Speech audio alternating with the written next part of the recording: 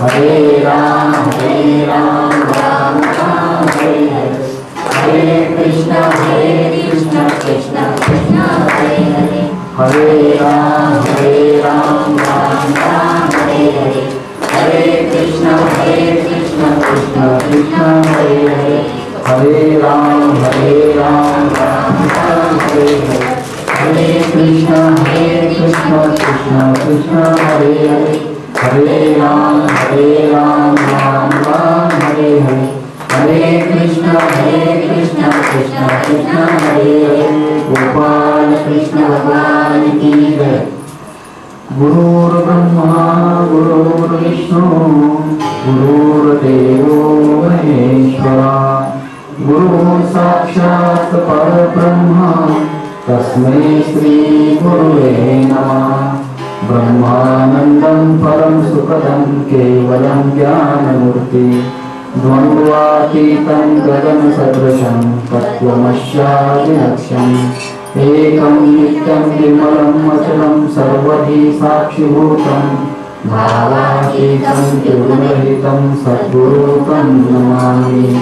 वसुदेवसुतं देवं कंसचाणूरमर्दनं, देवकी परमानन्दं कृष्णं वन्दे जगद्गुरुं। गोपाल कृष्ण भगवान की जय। राजाधिराज सद्गुरुनाथ भवसाहेब महाराज की जय। राजाधिराज सद्गुरुनाथ सिद्धरामेश्वर महाराज की जय। राजाधिराज सद्गुरुनाथ धोंडोपंत महाराज की जय। राजाधिराज सद्गुरुनाथ शिवराम महाराज की जय। राजाधिराज सद्गुरुनाथ स्वामी सुखदेव महाराज की जय। जय जय रघुवीर समर्थ श्री गुरुदेव दत्त, श्री गुरुदेव दत्त, श्री गुरुदेव दत्त।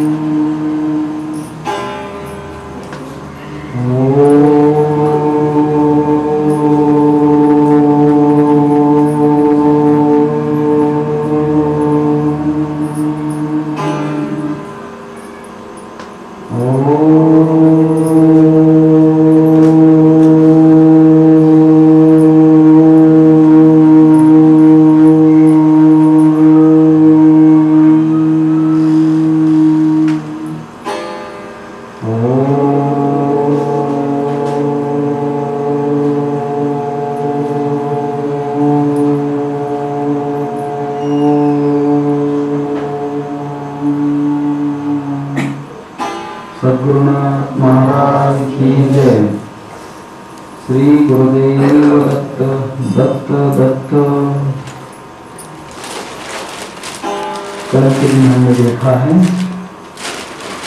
अलग अलग प्रकार की जो चित्त के भीतर व्याख्यान होती हैं, अविद्या होती है, उसी भीतर 24वें श्लोक में कहा है तस्य हेतुर्विद्या, तस्य हेतुर्विद्या, अर्थात उस संयोग के कारण अविद्या होती है, उसी संयोग के कारण अविद्या का उगम होता है।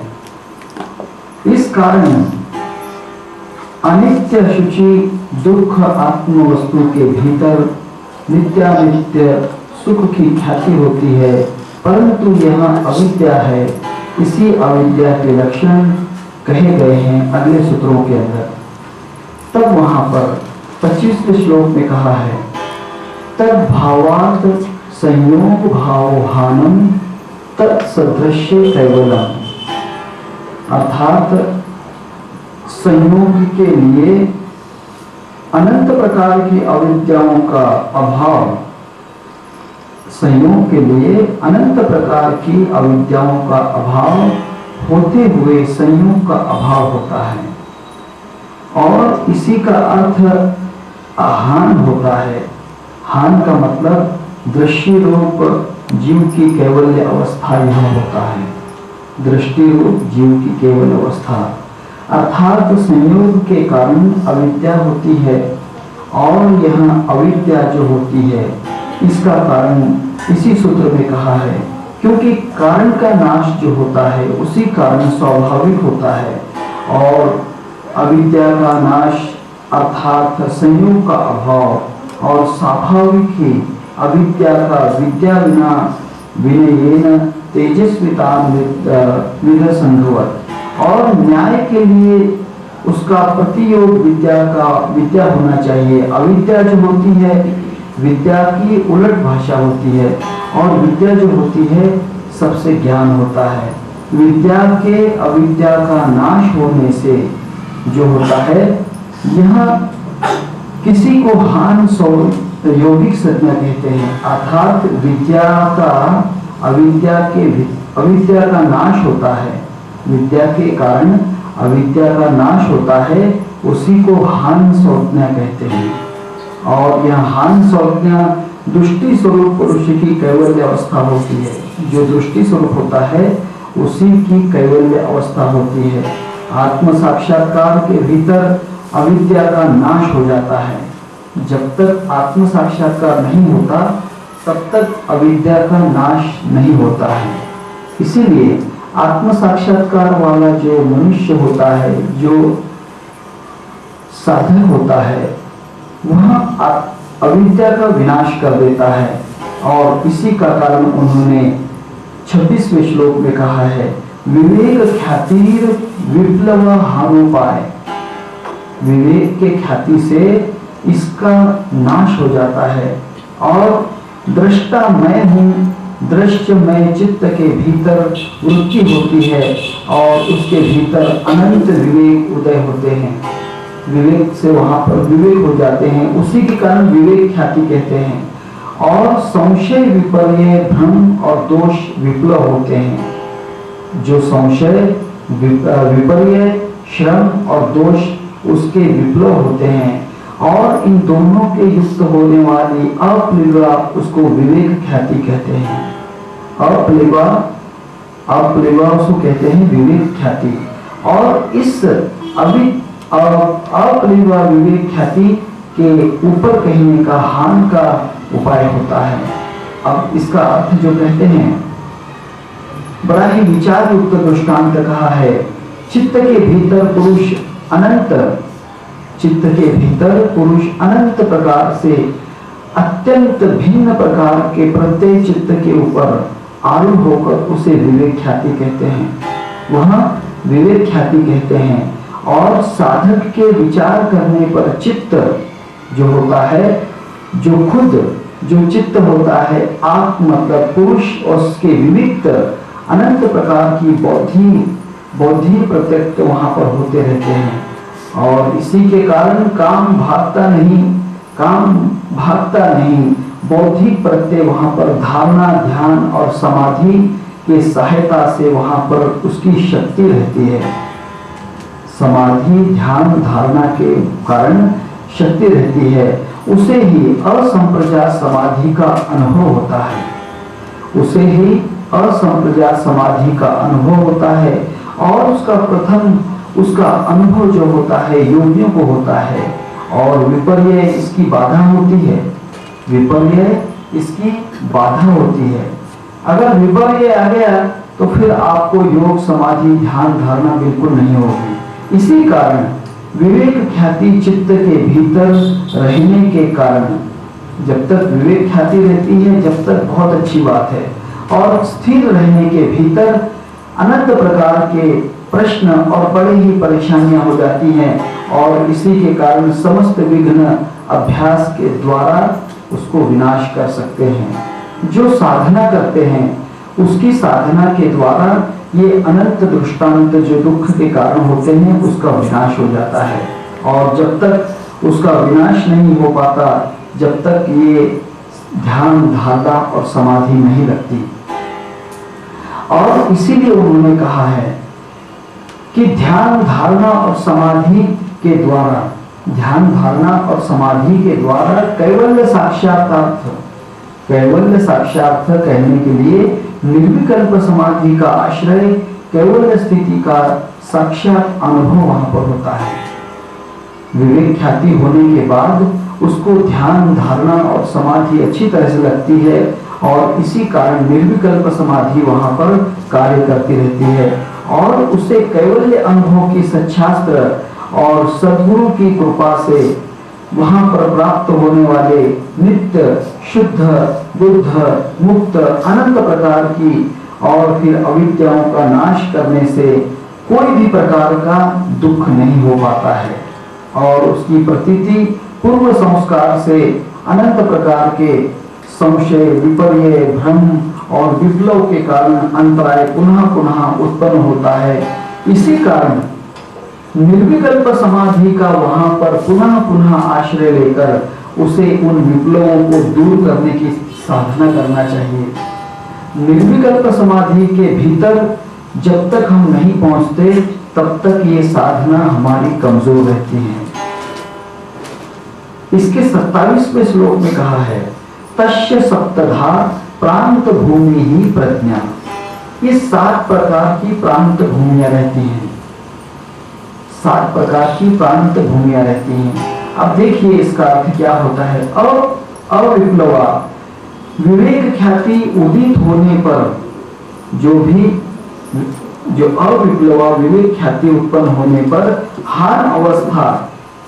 हान जो अवस्था है कैवल्य अवस्था वहां पर प्राप्त होने के भीतर 7 प्रकार की समाधि सहज प्रवृत्ति जीव के भीतर वहां पर प्रकर्षता से अंतता पहुंचती हैं और हान अवस्था के कारण योगियों का प्रज्ञा के भीतर 7 प्रकार की सहज प्रवृत्तियां विद्यमान नहीं रहती हैं। 7 प्रकार की जो प्रवृत्तियां रहती हैं प्रांत भूमि की 7 प्रकार की प्रवृत्तियां और वो वहां पर नहीं रहती हैं। अब इसका बड़ा ही अच्छा वर्णन किया है कि इस भूमिका के भीतर चित्त की व्यापार अवस्था और उसके अनुलक्ष्य से अनंत प्रकार के साधन किए गए हैं और इसी कारण जो ज्ञान आप्त वाक्य से ज्ञान उस दोनों प्रकार के आधार पर अनुमान प्रमाण सहायता से विकास जानने वाली बुद्धि जाने स्वरूप शक्ति होती है। उसी शक्ति का अर्थ ये कहा है कि सहज प्रेरणा 7 प्रकार की होने से ये 7 प्रकार की भूमिकाएं हैं। ज्ञान की 7 भूमिकाएं नहीं, ये तो कैवल्य पाद में आएंगी, परंतु ये जो सप्तधा प्रांत भूमि 7 प्रकार की प्रांत भूमियां होती हैं और ऐसी प्रेरणा 7 प्रकार की होने से प्राज्ञ भूमि ही 7 प्रकार की हैं।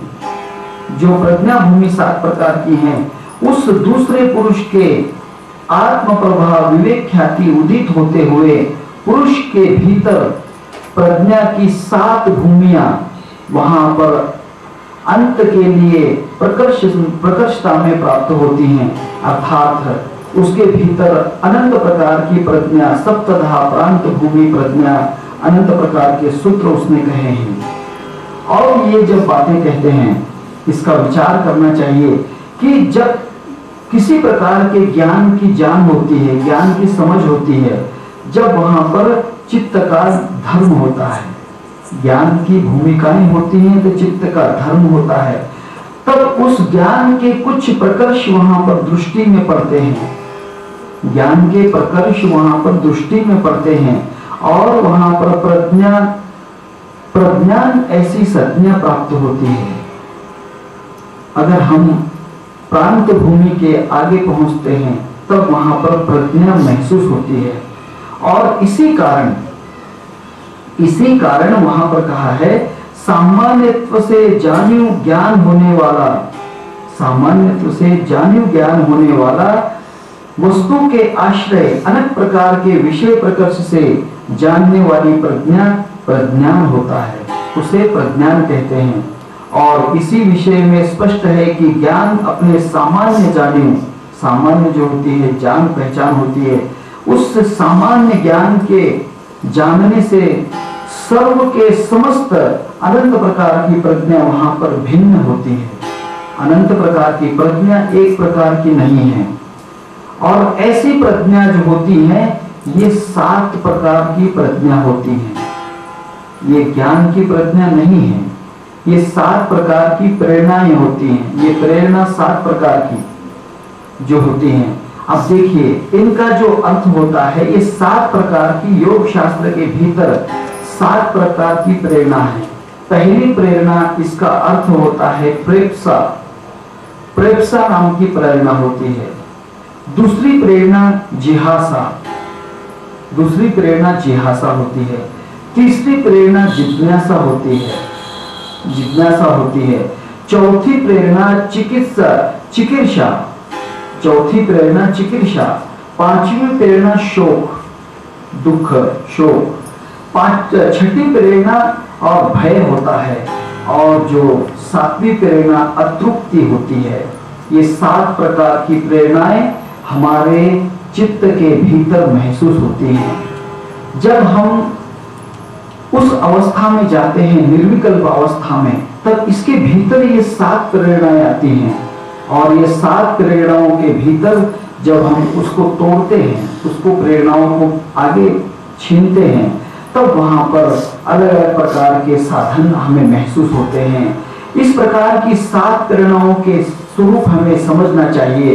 और कई प्रकार के प्राप्त होते हैं, उसी को प्रेप्सा कहते हैं। देखिए कई प्रकार के अलग अलग प्रकार के प्राप्त होने वाले, उसको हम प्रेप्सा कहते हैं। जो भी बात हमें प्राप्त होती है उसका अर्थ प्रेप्सा होता है। प्रेप्सा का अर्थ क्या होता है? जो बात हम नई बात है, कोई चश्मा नया है, हमने उसको पहचान लिया कि उसका अर्थ प्रेप्सा होता है। उसके उलट अगर हम किसी को उसी अर्थ को नहीं जान पाते, उसका अर्थ अप्रीति होता है, अर्थात द्वेष, तिरस्कारा और अनंत प्रकार के दुख, उसके कारण उसे जिहासा कहते हैं। उसे अगर देखिए कोई प्रकार का जो कवर है, चश्मे का कवर, मैंने कहा कि मैं इसे जानता हूं, तो इसका अर्थ हम क्या कहते हैं? प्रेप्सा होता है। अगर हम कहते हैं कि मैं उसे जानता नहीं हूं, तब उसका अर्थ जिहासा होता है। और इसके परे अगर नवीन अनंत प्रकार की ज्ञान लालसा होती है, उसे जिज्ञासा कहते हैं। तीसरा अर्थ जिज्ञासा। जिज्ञासा का अर्थ जो उस बातों को जानने की कोशिश करता है। और कहीं पर अनंत प्रकार का वहां पर जो भी ज्ञान होता है उसे चिकित्सा कहते हैं। उसका ज्ञान होता है, उसे चिकित्सा कहते हैं। और गतकालीन अनिष्ट बातों के निमित्त से चित्त में उत्पन्न होने वाली खेद वृत्ति, उसको शोक कहते हैं। जो खेद होता है कि बहुत गलत बात हो गई, कल हमने सोचा है कि मुकुट चोरी हो गया, ये बात अच्छी नहीं लगी, उसका अर्थ शोक होता है। उसका अर्थ शोक होता है। आगामी काल में अगर हमें किसी प्रकार के संकट जो होते हैं, उस प्रकार की हमारी जो भय होता है, जो जिस प्रकार का भय होता है, कोई कारण अगर जो व्यक्ति है, वो व्यक्ति हमें किसी को डराना चाहता है, अगर उसके कारण हम डरते हैं, उसको भय कहते हैं। और इस प्रकार के अनंत प्रकार के विषय सेवन के कारण तृप्ति न होने पर, अगर अनंत प्रकार के विषय हमने प्राप्त किए, उसके भीतर तृप्ति नहीं मिलती, तब उसको 7वां जो गुण होता है अतृप्ति नाम की प्रेरणा। ये 7 प्रकार की प्रेरणा होती हैं। ये निर्विकल्प समाधि के भीतर, इसके पहले हमको प्राप्त होती हैं। इस प्रकार और मूलभूत प्रेरणा का जो भाग होता है, दूसरा विशिष्ट विषयों का अनंत प्रकार का भाग होता है। अनंत प्रकार की 7 प्रेरणा तो समझ की बात है। अलग अलग प्रकार की प्रेरणाएं हैं, कहीं 700 प्रेरणाएं, कहीं 70,000 प्रेरणाएं हो सकती हैं, परंतु ये 7 प्रेरणाएं सबसे बड़ी मुख्य होती हैं। ये 7 प्रेरणाओं का सबसे बड़ा मुख्य संबंध होता है। और इसी के कारण प्रेप्सा के भीतर धर्म और अधर्म, अनंत प्रकार के वासना होते हैं, उसके पुण्यात्मक और पापात्मक कार्य होते हैं। देखिए, पुण्य कार्य होते हैं या फिर पाप कार्य होते हैं। जो पुण्य कार्य होते हैं वो पुण्य का कार्य करता है, जो पाप कर्म करता है वो पाप का कर्म करता है। और इसी कारण अलग अलग प्रकार के प्रत्युक्त ख्याति पुरुष के भीतर होने वाली प्रज्ञा 7 प्रकार की सहज प्रेरणा होती हैं और प्रांत भूमि के पहुंचने वाली अनंत प्रकार की प्रेरणा होती है। उसका अर्थ क्या है ये हम जानते हैं, इसका अर्थ समझना चाहिए। इसका अर्थ ये होता है वैषयिक, वैकारिक और वैचारिक 3 प्रकार की विषय के कारण होने वाली प्रेरणा, विकार के कारण होने वाली प्रेरणा और विचार के कारण होने वाली प्रेरणा। ये मूल्यांकन उसका प्रज्ञा के भीतर आध्यात्मिक मूल्य का होता है, अर्थात उसका अर्थ ये होता है प्रेप्सा, जिह्वासा और जिज्ञासा और चिकित्सा। ये 4 प्रकार की प्रेरणा जो होती हैं, देखिए प्रेप्सा, जिज्ञासा और जिह्वासा और चिकित्सा। और ये प्रेरणा जो होती हैं परिणाम में उसका अलग अलग प्रकार से अर्थ बदलते रहता है, उसका अर्थ बदल जाता है। हर समय उसकी प्रेरणा का अर्थ अलग अलग महसूस होता है। और इसी कारण उसने ये कहा है, उसी कारण ये कहा है किसी भी स्थिति के अंदर चित्त की कार्य विमुक्ति उसके भीतर कार्य चलते हैं। देखिए, तथा वहां पर सब प्रकार के अनुकूल रहने वाले नारद के लिए भी जो शोक महसूस होता है, जो होता है, नारद को एक बार शोक महसूस हुआ।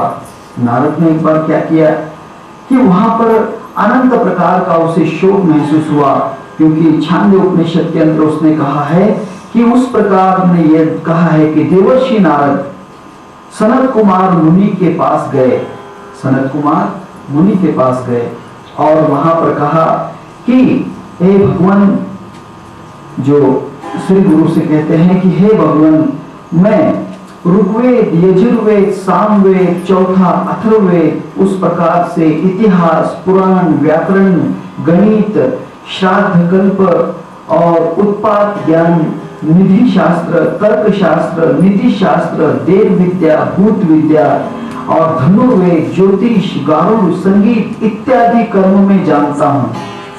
नारद के उसके पास में कितना ज्ञान होगा, 14 विद्या 64 कलाएं उसके पास थी, फिर भी वहां उस स्वरूप को नहीं जान सकता था, अपने स्वरूप को नहीं जान सकता था।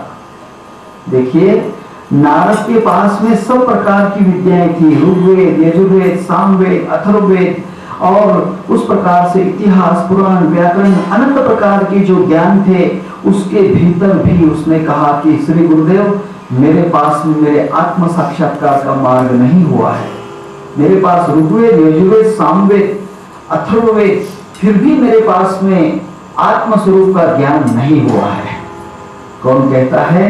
नारद। हम कहते हैं कि मुझे ज्ञान हो गया, हम कहते हैं कि मुझे ज्ञान हो गया, बहुत बड़ी गलत बात है। फिर उसने कहा कि मुझे किसी प्रकार से ज्ञान नहीं हो रहा है और इसी प्रकार विधेयास्मी अवस्था नहीं हो रही है। इसके कारण सोहम अवस्था के भीतर, भगवान नारद के भीतर अनंत प्रकार के इसी मंत्र के कारण मुझे ये सोहम अवस्था का ज्ञान नहीं हुआ है। देखिए, ये नारद के लिए मंत्र कहा था सोहम। किसके पास? नारद के लिए। नारद को पहले, नारद को जो था सनत कुमार ने किया। सनत कुमार ने जो ब्रह्मा जी को था, ये सोहम का मंत्र जो था महाविष्णु से प्राप्त हुआ, महाविष्णु से पहला प्राप्त हुआ। महाविष्णु से ब्रह्मा जी, ब्रह्मा जी से नारद, नारद से सनत कुमार, सनत कुमार से व्यास, व्यास से शुकदेव मुनि। ऐसा जो मंत्र हुआ है, इस प्रकार से जो मंत्र हुआ है सोहम मंत्र, ये भगवान के स्वयं अपने स्वयं के अंदर स्थिति में रहने वाला मंत्र है। इसी कारण उसने कहा है कि अब तक मैं उसका शोक कर रहा हूँ, मुझे बहुत से दर्द हो रहे हैं, मुझे अभी तक मेरा स्वरूप क्यों नहीं दिखता है। मैं सब ऋग्वेद, यजुर्वेद, सामवेद, चार वेद सब कुछ जानता हूँ, सब जानता हूँ, परंतु अपने स्वरूप को नहीं जानता। और इसी कारण उसने कहा है कि इस प्रकार शोक का कारण है। इसी के कारण उसने कहा, नारद ने सनत कुमार के भीतर उसे कहा कि प्रार्थना पूर्वक किया, विनती की कि चित्त के भीतर अविद्या क्लेश की निवृत्ति जब तक नहीं होती, क्या होती है? अविद्या क्लेश की निवृत्ति जब तक नहीं होती तब तक ब्रह्म साक्षात्कार नहीं हो सकता। हाँ, अभी हमारे अंदर कितनी अविद्या होती है, कितनी अविद्या है। अगर हम सोचेंगे कि कितनी अविद्या है, जब आप आंखें बंद करोगे, अगर आप आंखें बंद करोगे, ध्यान के लिए बैठोगे तो पूरा अंधेरा ही अंधेरा दिखेगा, दूसरा कुछ नहीं दिखेगा, अंधेरा ही अंधेरा। फिर कभी कोई किरण दिखी, भगवान के स्वरूप की दिखी तो बहुत अच्छा लगता है। फिर धीरे धीरे वो प्रकाश बढ़ते रहता है। प्रकाश जब बढ़ता है तो इतना बढ़ता है कि पूर्ण स्वरूप जो होता है, अपना स्वरूप, अपना स्वरूप आपको ये स्वरूप दिखाई नहीं देता। जब आपको लगेगा कि मुझे कुछ नहीं लग रहा है, मेरे स्वरूप के अंदर मेरा स्वरूप है ही नहीं, मेरा स्वरूप तो प्रकाशमान है, उसे ज्योति स्वरूप कहते हैं। तैयारी से रूप अंगुष्ठ प्रमाण अनुभवी गुण जानती है। और ये जो किया है, उसने कहा है कि जब तक सनत कुमार जी ने कहा है कि जब तक आप किसी प्रकार की अविद्या क्लेश का नाश नहीं करते तब तक वहां पर शोक वृत्ति रहती है। शोक वृत्ति कब तक रहती है? जब तक अविद्या का नाश नहीं होता है। इसीलिए सूक्ष्मता से वहां पर आत्मज्ञान के भीतर अविद्या का नाश होता है और चित्त रूप से वहां पर अविद्या नष्ट हो जाती है। इस कारण पूर्व काल में कहते हुए नारद ने अपना दुख प्रकट किया और इसी कारण खेद प्रवृत्ति की। नारद जो कहा, नारद को ऐसा लगा कि मुझे सब कुछ ज्ञान है, सब बातें हैं। हम क्या कहते हैं कि मेरे पास ज्ञान है, बहुत बड़ा ज्ञान है, हाँ, किताबों का ज्ञान, कुछ को उपयोग नहीं। मुसल्ला छोड़ तस्बीह तोड़, किताबें डाल पानी में, वजू का तोड़ दे पूजा, शराबे शौक पीता जा। अगर है शौक मिलने का तो हरदम दौड़ लगाता जा। सबसे पहले अपने स्वरूप को पहचानो। अपने स्वरूप को नहीं पहचानते तब तक अपना स्वरूप का कोई भी अर्थ नहीं पाता है।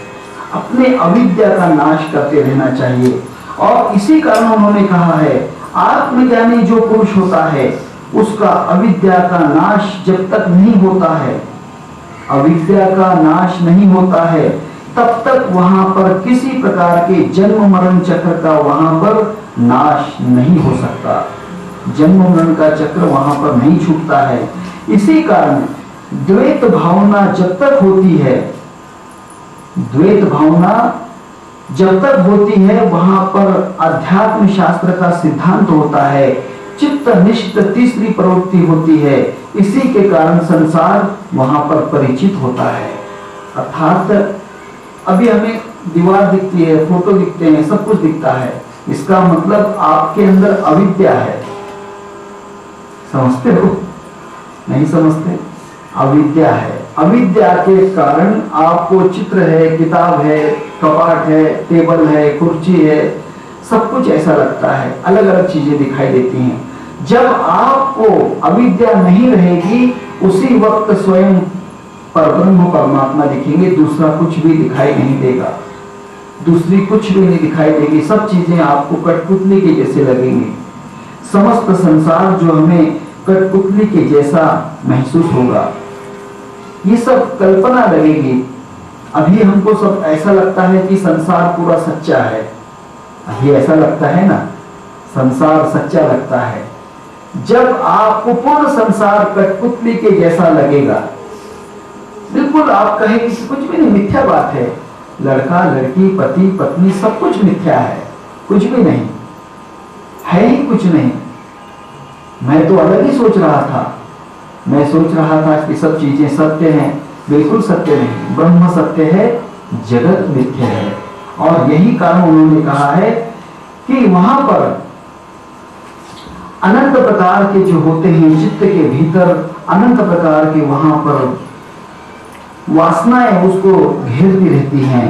और इसी के कारण उन्होंने किया है कि भीतर चित्त के भीतर इंद्रियों के द्वारा विषयों के भीतर समस्त कार्य चलते रहते हैं। इंद्रिय के जो होते हैं, इंद्रिय द्वारा हाथ, पांव, कान, नाक, आंखें, जो भी 5 कर्मेंद्रिय, 5 ज्ञानेंद्रिय होती हैं, ये समस्त इसके विषयों के भीतर जो लगन होती है, ये उसका चित्त का धर्म होता है।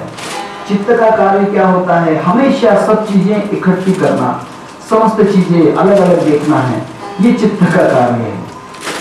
चित्त कोई परमात्मा नहीं है, चित्त के भीतर परमात्मा है। चित्त परमात्मा नहीं, ये चित्त के अंदर परमात्मा है, परंतु चित्त परमात्मा नहीं। इसलिए उन्होंने कहा है इसके भीतर चित्त स्वरूपतः नष्ट नहीं होता है, वहां पर हमें उसकी महसूस होती है। हम ऐसा लगता है कि सब कुछ सत्य है, सब कुछ सत्य है। जब तक चित्त में लगता है कि सब कुछ सत्य है, तब तक आपको अविद्या है, अविद्या है ही। अविद्या का नाश सबसे बड़ा जो विद्या का स्वरूप होता है, और इसी कारण विषयनिष्ठ वहां पर अविद्या मूलक रहते हैं। विषयनिष्ठ वाले हमेशा लोग कहते हैं कि जो हर चीज मनुष्य सोचता है कि ये भी है, वो भी है, ऐसा है, वैसा है, सब कुछ चीजें वो सोचता है, सब कुछ चीजें सोचता है। देखिए, अगर आप सोचेंगे 1 रुपए की नोट है, 2 की नोट है, 5 की नोट, 10 की नोट, 50 की नोट, 20 की नोट, 100 की नोट, 500 की, 1000 की नोट है, ये नोट हमको क्या लगेगी? अलग अलग प्रकार के नोट हैं। आप कहोगे ना सब प्रकार के नोट हैं, 1 से लेकर तो 1000 रुपए तक की नोट, ये आपको क्या लगेंगे कि अलग अलग प्रकार के नोट हैं? आप कहोगे ना, आप कहोगे बिल्कुल। 1 से लेकर तो 1000 रुपए तक की नोट जो है, ये आपको सत्य महसूस हो जाएगी, क्योंकि आपके अंदर अविद्या है। जब आपके अंदर सत्य विद्या हो जाएगी, तब कहेंगे कि ये तो सब कागज हैं, ये तो सब कागज है, इसके अंदर कुछ है नहीं, इसमें कुछ भी नहीं है, इसमें कुछ भी नहीं है। और इसी कारण ब्रह्म विद्या बहुत बड़ी विद्या होती है। ब्रह्म विद्या सबसे बड़ी विद्या होती है। मनुष्य जो होता है, विद्या विनयेन शोभते, विद्या जो होती है विनयता के प्राप्त होती है। विद्या जो होती है, विद्या जो होती है, देखिए, समझदारी और विद्या जो होती है, ये बहुत अलग अलग अर्थ है। Knowledge is proud, wisdom is humble. क्या बोला है कहावत के अंदर? Knowledge is proud, wisdom is humble. देखिए, नॉलेज का मतलब जो है ज्ञान होता है, नॉलेज का अर्थ ज्ञान होता है। जो ज्ञान होता है ये अभिमान के अंदर होता है, मुझे बहुत बड़ा ज्ञान है, मेरे पास ऐसा है, मेरे पास वो है, किताब है, ऐसा किया, वो किया, भजन गाए, ये अरे सब बातें हैं, ये ज्ञान की बातें हैं। हाँ? इसका क्या उपयोग है? परंतु विजडम जो होता है, होशियारी जो होती है, ये बहुत बड़ी बात होती है। इसलिए जो होशियार सबसे अच्छा है। ज्ञानी कुछ काम का नहीं, ज्ञानी कुछ काम का नहीं। देखिए, एक जगह कहावत है, एक जगह बात है। एक बार एक मनुष्य नाव पार कर रहा था। आपने दृष्टांत तो सुना होगा, नाव पार कर रहा था। तब उसने सोचा कि बड़ा नाव चलाने वाला व्यक्ति है, इसको क्या पता है, इसके पीछे कोई ज्ञान है कि नहीं। उसने कहा कि भाई मुझे तो कोई ज्ञान कुछ नहीं है। वो कहने लगा कि मुझे ज्ञान नहीं। फिर उसने कहा कि मुझे कितना ज्ञान है, मैं तो खूब पढ़ा लिखा हूँ, PhD पढ़ा हूँ, जो FRCS पढ़ा हूँ। दूसरी बात, मैंने इंग्लिश जाना है, संस्कृत जाना है, हिंदी जाना है, मराठी जाना है, सब कुछ जाना है। उसने कहा कि भाई तुम्हारे पास रखो, हमें क्यों कहते हो? नहीं, तुमको ज्ञान होना चाहिए। उसने कहा कि मुझे इसकी कोई जरूरत नहीं। ऐसे जो उसने कहा कि तुमको ज्ञान नहीं आता है, तुम बड़े मूर्ख हो, उसने कहा कि ये तो बात समय पे बताएगी, अभी नहीं कहता हूँ। जब आगे गए तो वहां पर नदी के भीतर नदी के भीतर जो भौरा रहता है, पानी का भौरा रहता है, उसमें नाव फंस गई, उसमें नाव फंस गई। और ये क्या किया, जो नाव चलाने वाला था उसने कहा कि भाई मुझे तो मरना नहीं है। उसने छलांग लगाई, उस पार चला गया। उसने छलांग लगाई, उस पार चला गया।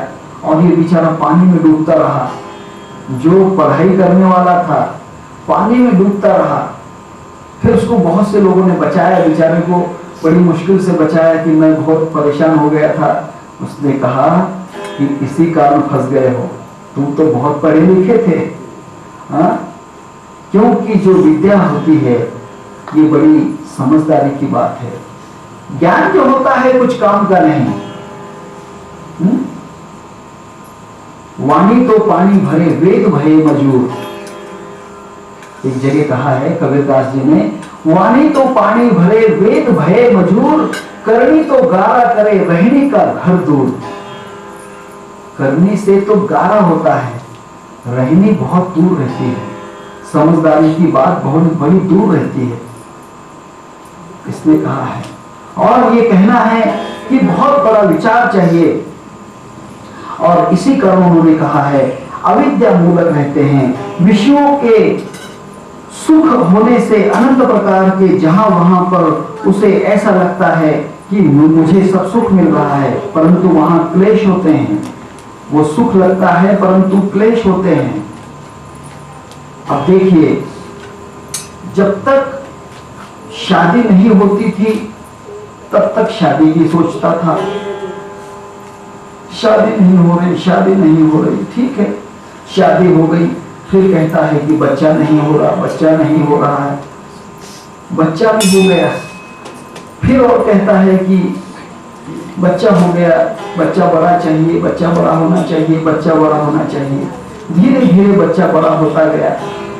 फिर बच्चा जो शरारत करने लग गया, उसके भीतर उसको शरारत का कर्म महसूस हुआ। फिर वहां हर चीज का नुकसान करने लग गया। उसने कहा कि इसको ये मत करो, ये नुकसान मत करो, ऐसा मत करो, वैसा मत करो। उसने कहा कि कमाल की बात है, मैं ऐसा नहीं करूंगा तो कैसा करूंगा, ऐसा नहीं करूंगा तो मैं कैसे करूंगा। उसने कहा कि नहीं, मुझे तो खेलना कूदना है। फिर उसने कहा ऐसी बात है, उसका विवाह कर दिया। बड़ा होने के बाद विवाह कर दिया। विवाह होने के बाद में उसकी पत्नी जो थी उसको पति को लेकर अलग चली गई। माता पिता सोचने लगे, बड़ा परेशान हो गया। माता पिता ने हम सोचा था कि मैं बड़ी विचार कर रहा था कि शादी हो जाएगी तो लड़का हो जाएगा, लड़का से बड़ा हो जाएगा, बड़े से फिर ये बड़ा सुख संपन्न अवस्था होगी। अब तो बड़ा पछता रहा हूँ, अब तो बड़ा पछता रहा हूँ।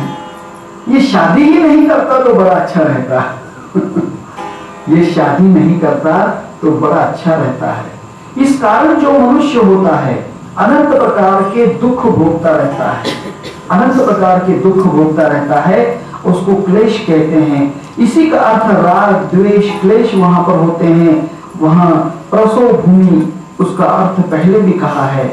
इसी कारण उन्होंने कहा है अनंत प्रकार के जो लोग होते हैं उनको अनंत प्रकार के गंध मात्राएं जो होते हैं उनको प्राण इंद्रिय, कर्म इंद्रिय, गंध और विषय निर्माण होते हैं।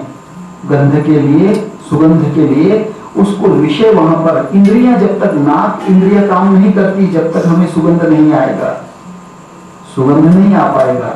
उसी प्रकार जब क्या होता है उसके भीतर प्रत्येक इंद्रिय अपने अपने विषय के भीतर आकर्षण निसर्ग निर्मित कर रही है। निसर्ग निर्मित, कोई भी बंधन नहीं, निसर्ग से ही ये आ रहा है। और निसर्ग ने जो किया है ये संसार के चक्र के लिए किया है। और परमार्थ के अंदर कहा है कि निसर्ग को छोड़ो, उसके परे चलना है। हमको वो परम देश में जाना जहां नहीं चंदा, जहां नहीं सूरज, जहां नहीं रजनी बहाना। हमको वो परम देश में जाना, जो उसके परम देश में जाना कहा है। जहां पर दूसरी बात कही है, उसने कहा है कि वहां पर और अनंत प्रकार के नैसर्गिक मर्यादा के भीतर अनंत प्रकार के वहां पर जो होते हैं कार्य, वहां पर दोषबद्ध अथवा पाप वह अनंत प्रकार के कार्य होते हैं। देखिए, अनंत प्रकार के कार्य, हर चीज, अगर आपको इंद्रियों का विचार करेंगे तो इंद्रिय बड़े ही चमत्कार होते हैं। हाँ, देखिए, एक बात है, अगर आपने टेढ़ी नजर से देख लिया, टेढ़ी नजर से देखते हो, कमाल है, टेढ़ी नजर से देख लिया, विचार करने की बात है। जितने हमारे चेहरे के हाव भाव होते हैं, जो पूर्ण शरीर, 5 इंद्रिय, 5 कर्मेंद्रिय, 5 ज्ञानेंद्रिय जो होते हैं, ये समस्त बड़े ही पाप के भागी होते हैं। ये ज्ञानेंद्रिय और कर्मेंद्रिय बड़े ही पाप के भागी होते हैं। और इसी कारण उसने कहा है, अब मैं ज्यादा इसका विषय नहीं करूंगा, इसके समस्त नहीं करूंगा, क्योंकि इंद्रियों से क्या क्या खतरनाक बातें होती हैं, इंद्रियों से क्या क्या होता है, ये विषय में नहीं कहूंगा।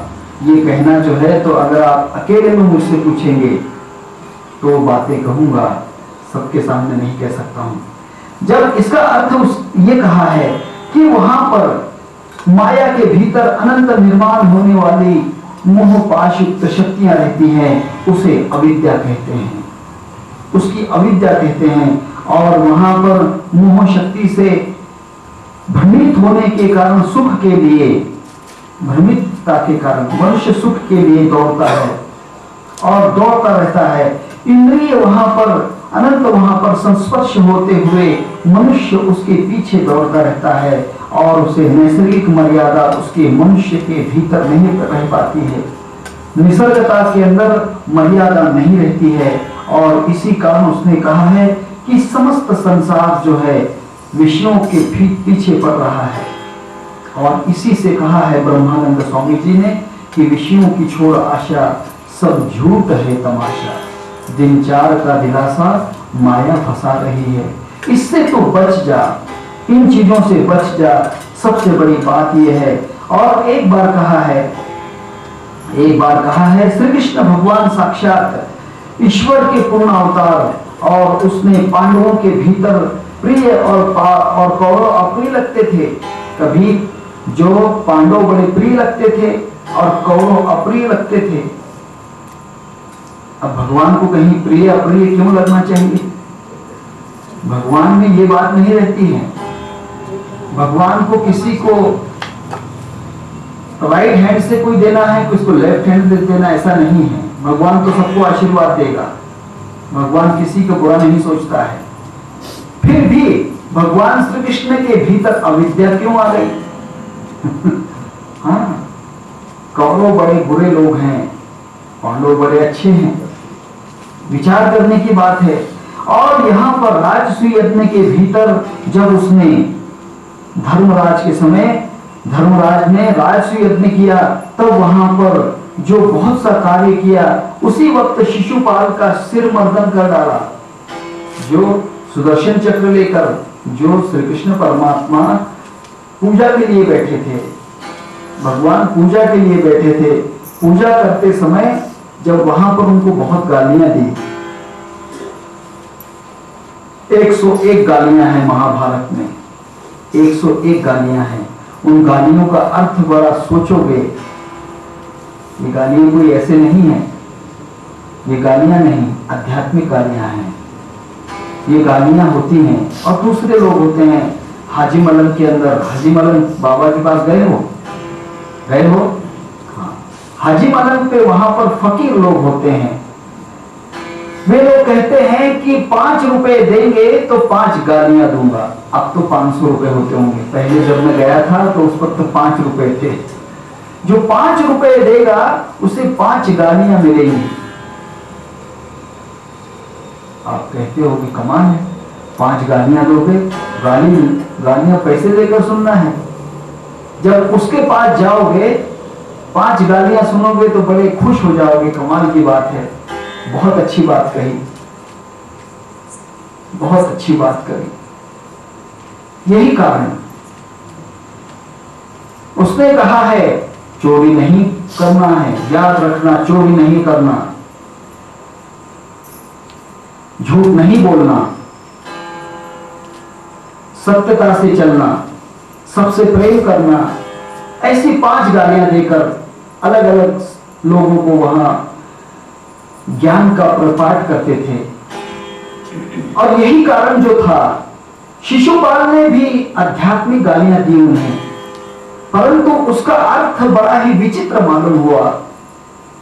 कृष्ण ने सोचा कि बड़ा बदमाश है ये शिशुपाल, इसे खत्म ही करना चाहिए। उसने सोचा कि उसे खत्म करना चाहिए। अब उसने क्या किया मालूम है? शिशुपाल ने ऐसी गालियां दी कि उसका पिंड ब्रह्मांड सब खोल दिया। उसे बड़ा बुरा लग गया और इसी कारण जो था, जो शिशुपाल जो था उसका सिर काट दिया। और इस प्रकार के जो अनंत साधना है, इस कारण उसने कहा है कि अविद्या मूलक सबसे बड़ा कारण होता है। और इसी कारण जो कहते हैं कि ईश्वरीय शक्ति, माया शक्ति जो होती है, निर्माण शक्ति जो होती है, या मोह शक्ति जो होती है, वह शक्ति ही रहती है, मोह शक्ति रहती है, परंतु बड़ा ही अविद्या के कारण बड़ा ही खतरनाक काम हो जाता है। इसी कारण उन्होंने कहा है कि इस प्रकार के कारणों से हमेशा बचते रहना चाहिए। जो अविद्या के कारण है, इसी अविद्या से हमेशा बचते रहना चाहिए। और अविद्या से बचने वाला जो साधन कहते हैं, इसके आगे 28वें श्लोक में योगानुष्ठान शुद्धि क्षय ज्ञान दीप्तिरा विवेक ख्याते।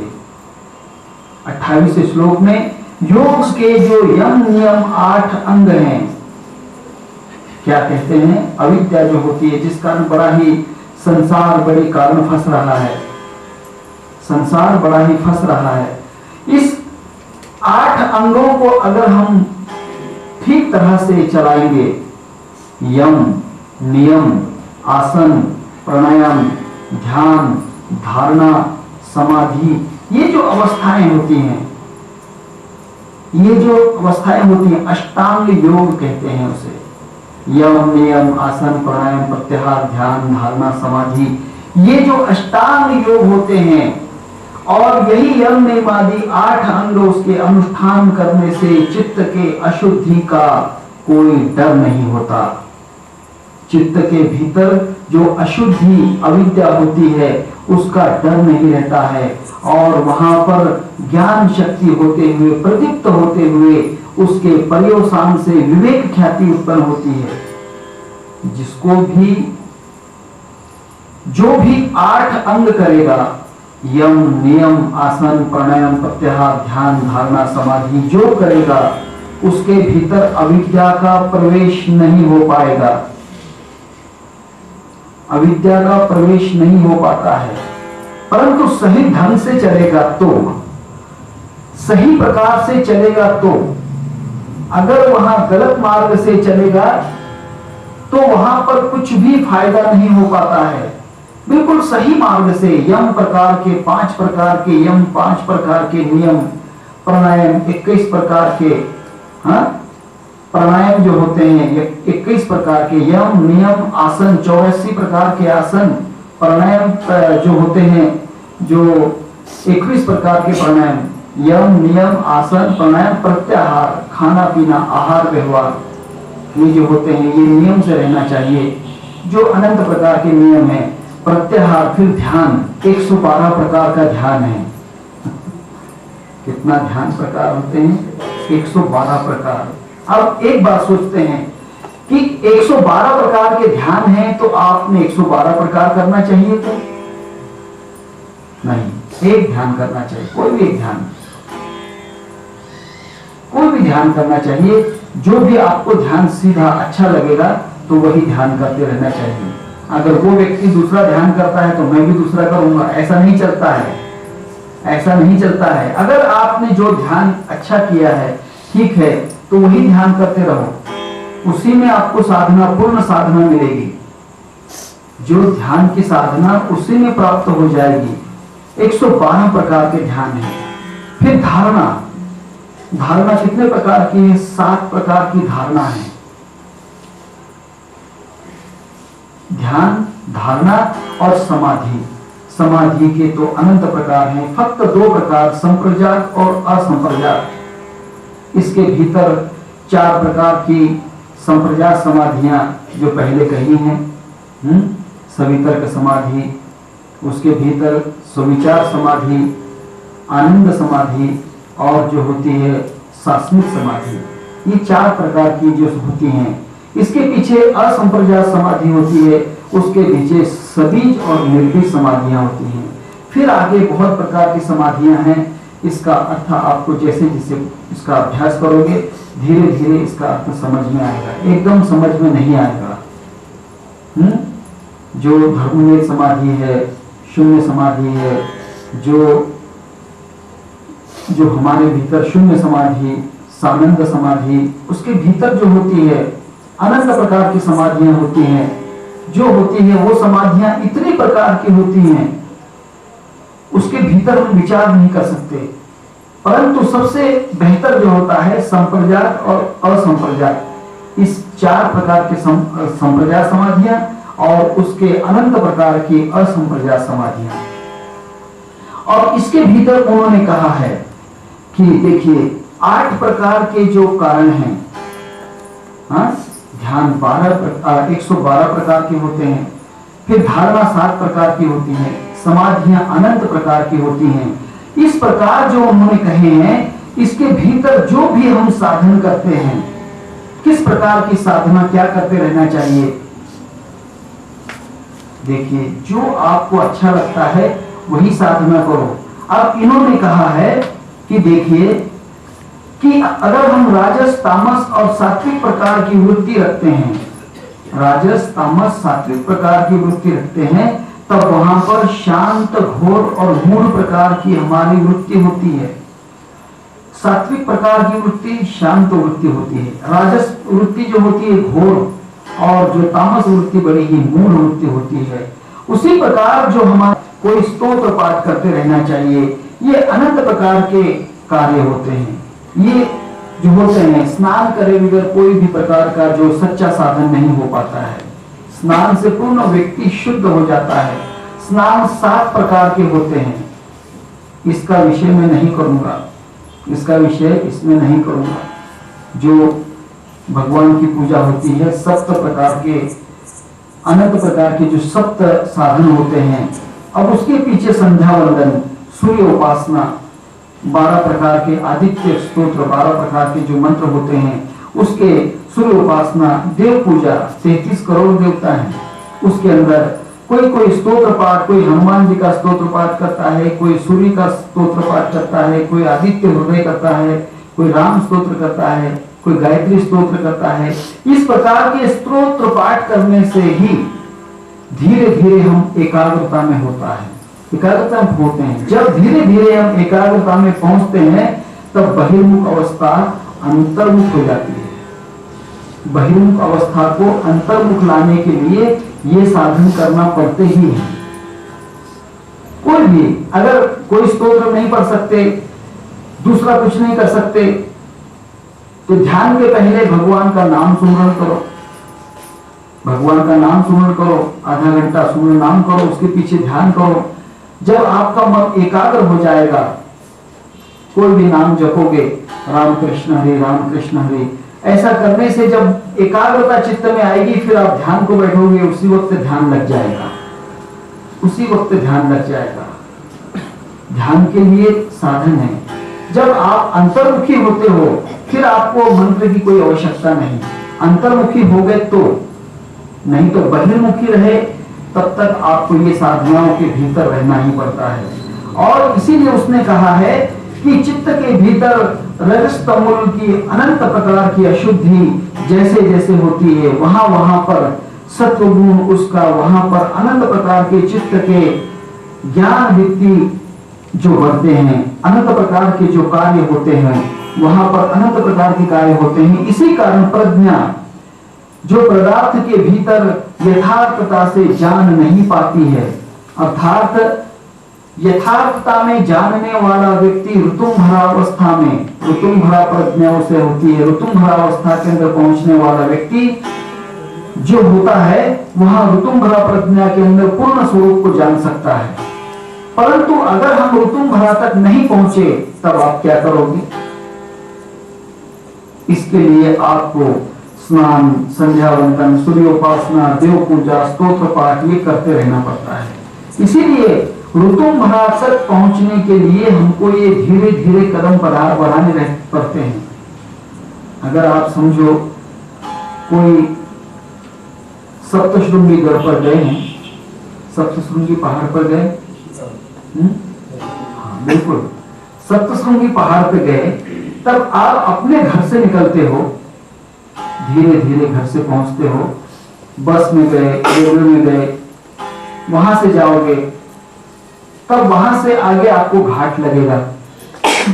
घाट के भीतर जब आप धीरे धीरे आप क्या करोगे, जब सीढ़ियां पहुंचोगे, सीढ़ियों के भीतर आप मंदिर के भीतर पहुंचोगे, फिर मंदिर के भीतर भगवान का दर्शन होगा। विचार करो कि डायरेक्ट आप मंदिर में पहुंचोगे क्या? मंदिर में नहीं पहुंच सकते हो। इसीलिए आपको ये साधना धीरे धीरे करते करते मंदिर तक पहुंचने का मार्ग है। मंदिर तक पहुंचने के लिए अर्थात ब्रह्म अवस्था के पहुंचने के लिए ये साधन करने पड़ते हैं। और ये साधन जब उन्होंने किए हैं, बहुत बड़े जितने प्रकार के साधन होते हैं, 29वें श्लोक में कहा है, 29वें श्लोक में कहा है, यम नियम उपासन प्राणायाम प्रत्याहार धारणा ध्यान और समाधि अष्टव अंगानी। ये यम नियम आसन प्राणायाम प्रत्याहार ध्यान धारणा और समाधि, इस प्रकार के यम नियम आसन प्राणायाम प्रत्याहार धारणा ध्यान और समाधि, ये 8 प्रकार के अंग सबसे पूर्ण जाने हुए हैं। पूर्ण संसार ये बात जानता है। अगर ये नहीं जानते, देखिए अगर आप जानते होंगे, अगर कोई मुसलमान नमाज पढ़ता है तो वहां भी आसन करता है, देखिए वहां भी ध्यान करता है, वहां भी उपासना के बिना जीवित नहीं रह सकता है। कोई भी व्यक्ति हो, साधना करे बगैर कुछ नहीं होता है। ये 8 प्रकार के अंग हिंदू धर्म में कहे हैं, यम नियम आसन प्राणायाम प्रत्याहार ध्यान धारणा समाधि। तो ये 8 अंग होते हैं। इसके भीतर उस प्रकार के अनंत साधनाएं कहते हैं। और पहले 5 प्रकार के जो अंग होते हैं, उसकी साधना अलग अलग प्रकार के अंतरंगों के भीतर अलग अलग प्रकार के साधनाएं, यम नियम आसन प्राणायाम प्रत्याहार जो होते हैं, ये 5 प्रकार के साधन जो होते हैं, अलग अलग प्रकार के अंतरंग के भीतर कार्य करते हैं। उसी अंतरंग साधन से अनुष्ठान करने पर अनंत अनंत प्रकार के जो धारणा ध्यान और समाधि तक पहुंच सकते हैं। और इस प्रकार की धारणा ध्यान समाधि तक पहुंचने का कार्य जो होता है, ये पूर्ण साधक को करते रहना पड़ता है। एक जन्म में नहीं हो पाता है तो दूसरा जन्म लेना ही पड़ेगा। एक जन्म में नहीं हो पाया तो दूसरा जन्म लेना ही पड़ेगा। क्योंकि दूसरा जन्म क्यों लेना पड़ता है? इसलिए कि आपकी कुंडलिनी जागरण हो चुकी है। कुंडलिनी जागरण, जो कुंडलिनी जागरण होती है, जैसे ही कुंडलिनी जागरण होती है, उसी वक्त आप अपने द्वितीय देह के अंदर प्रवेश करते हैं। आप जो होते हैं दूसरे देह के अंदर हम प्रवेश करते हैं। और इसका कारण यह होता है कि दूसरे देह के अंदर चले जाने से आपकी कुंडलिनी जागरण हो जाती है। तब आप अपने शरीर में नहीं रहते, तब आप अपने चित्त के अंदर पहुंच जाते हैं कुंडलिनी जागरण से। उसी कारण आपको दूसरे जन्म लेने पड़ते हैं। परंतु इन जन्मों के भीतर भी, इन जन्मों के भीतर जो अनंत प्रकार के साधन कहे हैं, 5 प्रकार के यम, सबसे बड़ी बात है 5 प्रकार के यम कहे हैं। अहिंसा सत्यास्तेय ब्रह्मचर्य परिग्रह यमः। 30वें श्लोक में उन्होंने कहा है, अहिंसा सत्य अस्तेय ब्रह्मचर्य और अपरिग्रह, ये 5 प्रकार के यम होते हैं। और ये 5 प्रकार के यम जो होते हैं, इसी के भीतर जो होता है समस्त जो यम, उसी यम के भीतर जो कार्य करते हैं, सबसे बड़ा अहिंसा, सत्य, अस्तेय, ब्रह्मचर्य और अपरिग्रह। इस कारण जो भी मनुष्य साधना के अंदर प्रवेश करेगा, उसके लिए ये साधन बहुत जरूरी होते हैं। तो सबसे बड़ा साधन अहिंसा है। अहिंसा किस प्रकार करते रहना चाहिए? किस प्रकार की